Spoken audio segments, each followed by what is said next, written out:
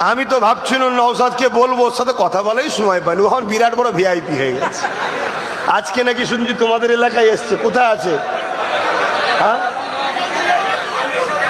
ও যে আমার কথা বলার সময় হয়নি। ও কখন ঢোকে আর আমি কখন বেরোই ও জানে না, আমিও জানি না। কথা বুঝে আসছে? এই গত পরশু দিন আমি এলাম মালদা থেকে, ও গতকালকে এলো মুর্শিদাবাদ থেকে। ছুটছে, আমিও ছুটছি, ও ছুটছে। আল্লাহ আমাদেরকে শুধু ছুটি করাচ্ছে। কথা বুঝে আসছে না? নয় তো সেই জায়গায় আমি ওকে ভাবছিলাম বলবো যে ভাঙরে একটা আমি প্রোগ্রাম করবো রে, তোর আপত্তি নেই তো? কেন ওকে জিজ্ঞেস করা দরকার। জানি ভাঙর দাদা হুজুরের, আর পাশাপাশি সুলতান আসগার আলী হুজুরের, জানেন তো নাকি?